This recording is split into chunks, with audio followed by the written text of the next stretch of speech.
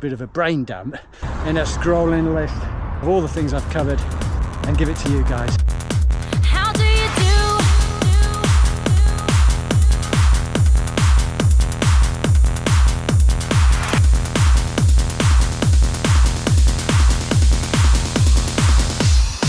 How do you do? Hello troops, welcome back to the channel. Yes, it's the Just Do It channel, all about run, bike, run, and a load of other stuff thrown in as well. What's on the cards for today then? Well, I've not released a video in a while. I'll say a while for me, I don't know, 10 days, which is quite a long time because I do like to churn them out because I enjoy doing it and making this stuff, this content. But I want to bring something today that's a bit different. Man, I can't believe it's getting on towards October and the stage of the season, the race season, as we perhaps allocate it towards spring, summer, a bit of late season, autumn racing. It's basically come to a close. Depending on what your events are, it's kind of, people have got their eye on next year already and resetting and rebuilding and all that jazz. And I guess that's where my head's leaning to now. Put it in a nutshell, got in reasonable shape start of the year, did okay. Third place at the British Sprint Duathlon Championships up in Scotland. Well done to 251, that is Mark Saggers from.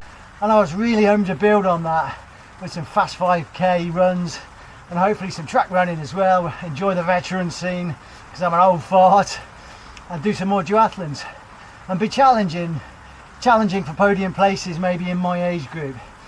It's just not worked out like that because of injuries and illness, and I was hoping to perhaps rescue the season on the 19th of October at the British Standard Distance Duathlon Championships, and that was, I don't know, it was possible, but I was hit with Achilles problems and a groin impingement problem, and so now here we are on the 19th of September, a month to go, and I'm just coming off the back of an illness, just a normal cold and flu, man flu type stuff, that again has rocked me a bit while I was on the comeback to bring back running after 3 weeks off because of the Achilles. So all in all, it's a bit of a mess, isn't it? And although I want to race at Alton Park in that British Standards Distance Duathlon Championships, I just feel like, as much as I tell myself it's just for fun, I'm not in great shape, let's just go enjoy having a number on my back, I just think I'll be better off having yet another reset. My life is just one series of resets when it comes to training, but that's life, isn't it? And that's what this video is all about. Trying to juggle life and the things that happen to us while we try and achieve what we can and focus on the things we like doing. Our interests in sport, for me, multi-sport, triathlon, moving into duathlons and running. Yeah, it's important to us, but it's just one element of life, isn't it?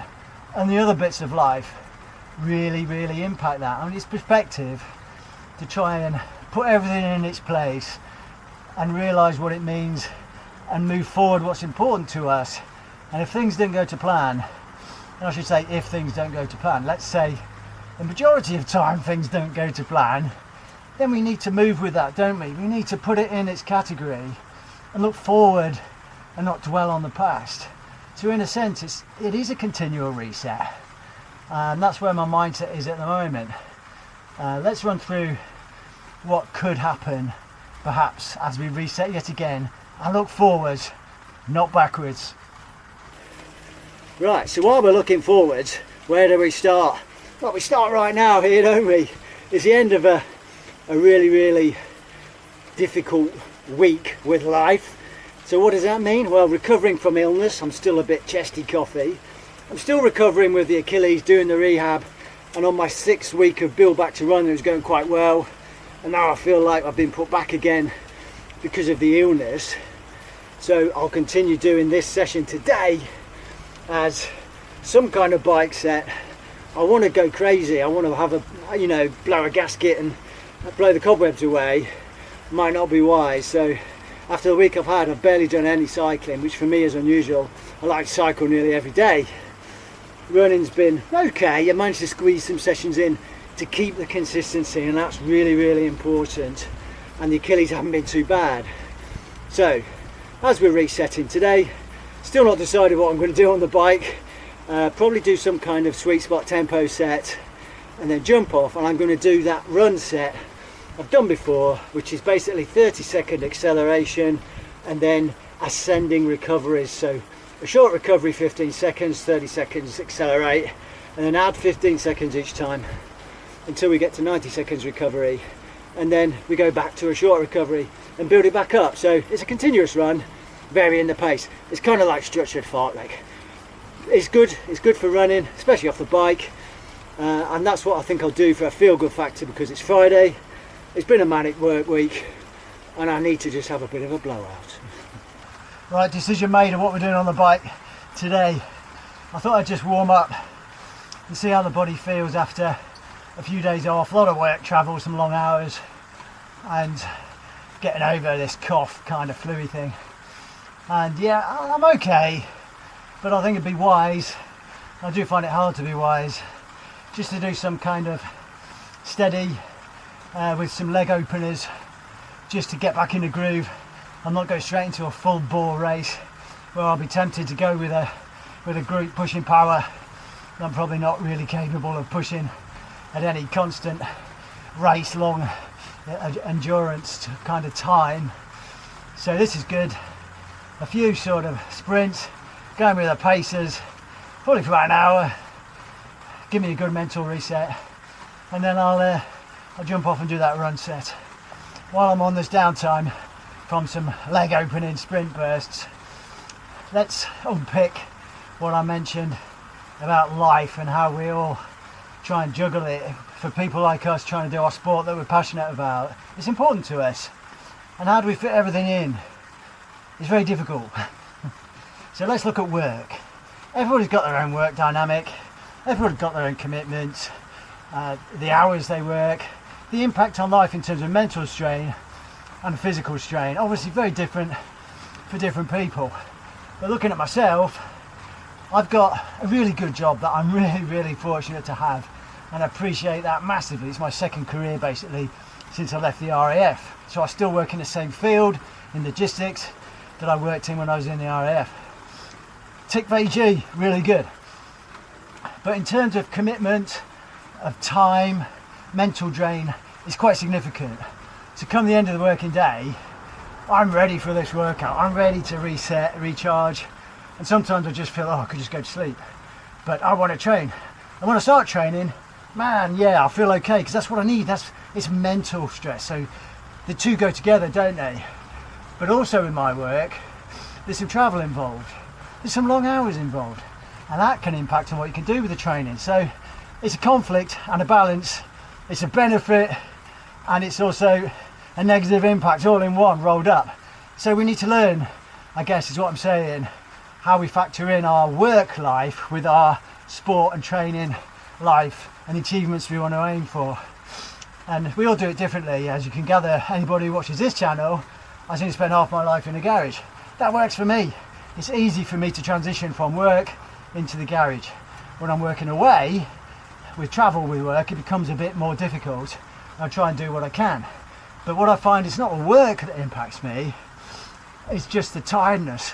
And for some reason I don't seem to get the sleep in terms of quality and time, you know, the length of sleep I need. It just gets impacted.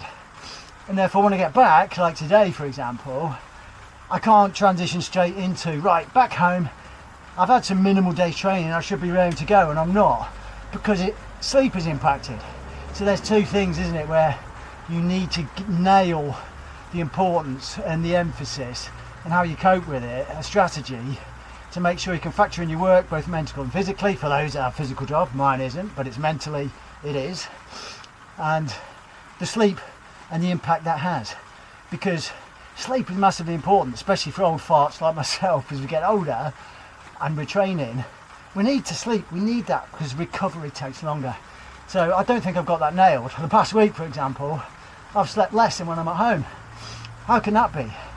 You could argue, you know, if I'm in a hotel, I've got less distractions and I have no domestic jobs and all that kind of stuff.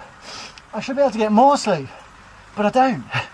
So I need to do something about that. It's within my gift to control it.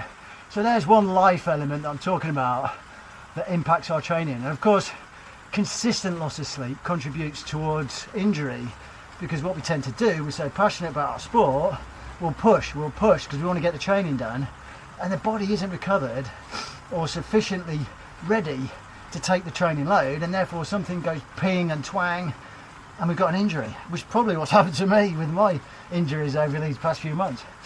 So on a very base level, get your sleep sorted, get your work strategy sorted, and that'll form the bedrock for other aspects to fall into place.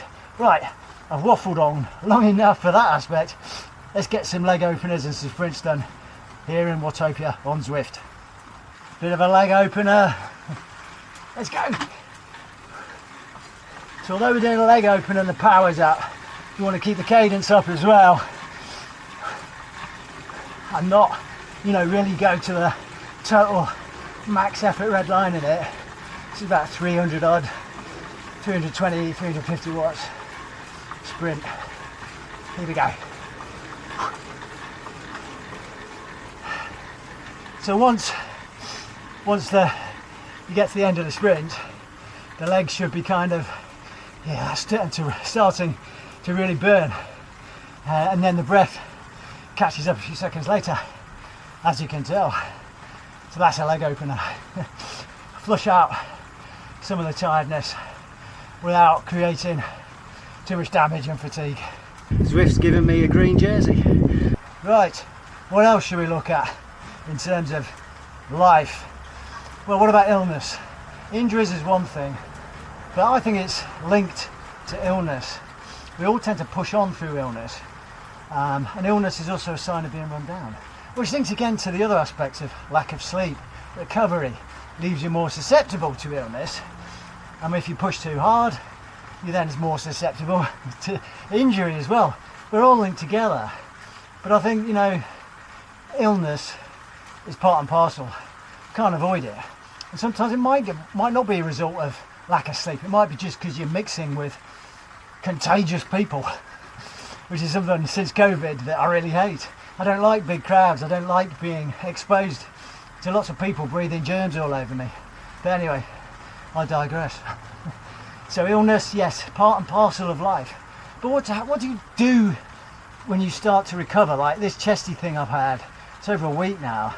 So I had 4 days where I didn't train at all. So you've got to cope with that mentally, because you think, oh my word, I've lost everything. All that training I've done, I'm back to square one. It's irrelevant, but it's not, is it? But it does take a little bit of time to get back to where you were. And you've got to accept that. So that links into, well, what are your goals?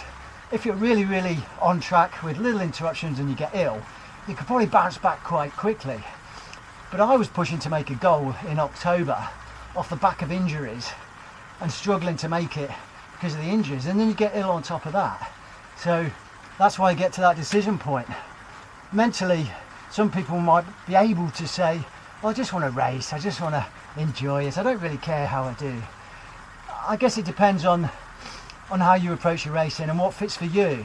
For me, I think I could do it and complete it, this duathlon in October, but I think overall I know that once I get out there I'll push it to the limit, which isn't wise, because I'll race to the limit of what my brain thinks I can do, not what my body is capable at that moment in time. And then I know once I finish I'll come away disappointed. So my logic says, well, why expose yourself to that? So yeah, although I want to do it and I want to perform well, 4 weeks to go, the condition I'm in now with illness and on the comeback from injuries, well, I can make everything worse. So let's shift our focus. I think that's really important, is to shift the focus. My problem, myself personally, is I just forever seem to be having a reset and reshifting my focus. And unfortunately, I think that's just the way it is. If you have to do it 2, 3, 4, 5 times in quick succession, well, that's what you need to do. There's absolutely no way you can just carry on trying to mindlessly hit your goals when there's blockers and life, all the aspects I'm talking about in this video, hit you.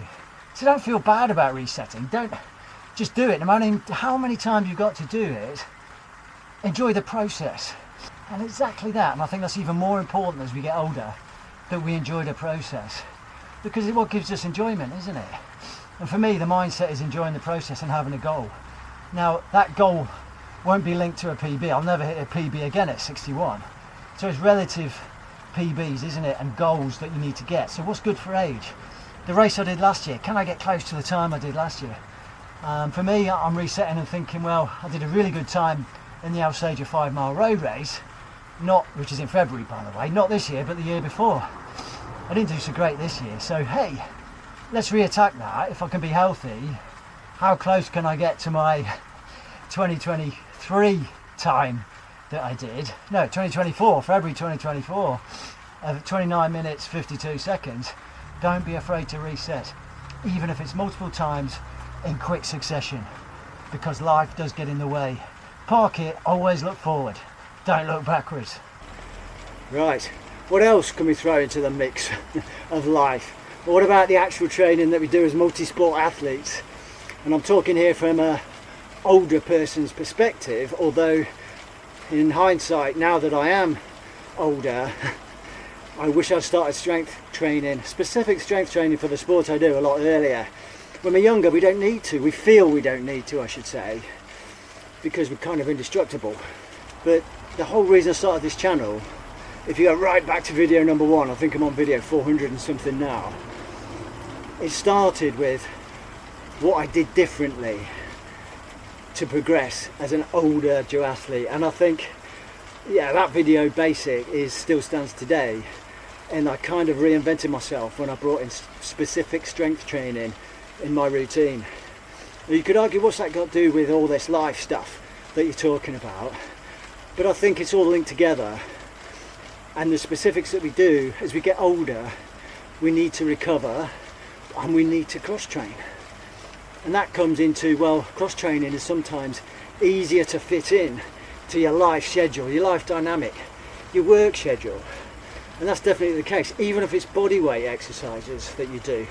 If I go away with work, I'll take a couple of kettlebells with me, get in the car park. I've done a few car park workouts and some bus shelter workouts.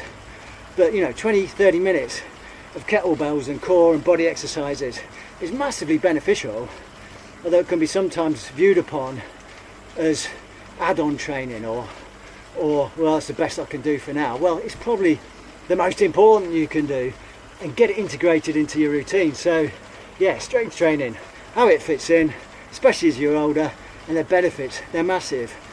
And that's making sure that you cycle it all year round. You can't go heavy all year round, but you need to keep the consistency and have some tick over sessions with lower weights, mobility exercises, and perhaps body weight exercises that keeps you in the groove for strength training. Do strength training, conditioning and running and cycling all in the same session, a good old mashup as I call it. And lo and behold, look what's really popular right now, High Rocks. What is High Rocks? It's a multi-sport mashup. Right, bike done. Who's coming for a run? Right, we're into the run. I've been through one cycle of 30-second acceleration stride and then extending jog recoveries.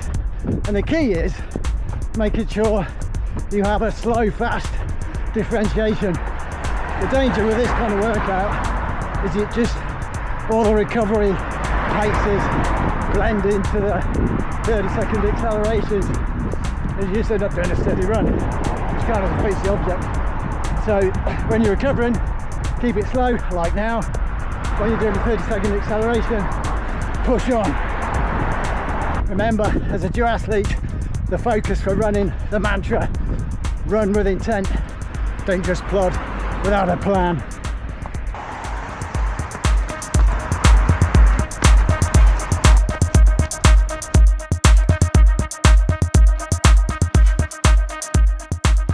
Right, finish off the run with a few strides, be about 5k in total. How are the Achilles? Still feeling it generally, but it's better. And you could argue the last point I need to bring out in terms of life and focus and stuff that I'm talking about here, which is a bit of a brain dump, is focus.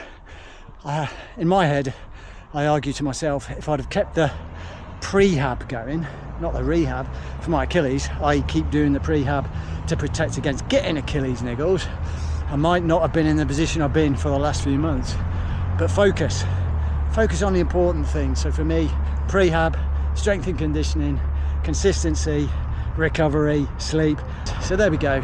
It's a bit of a download for this video. as I reset number 6,056, I think, in total. But remember, keep running, keep biking, and then run again. See you in the next video.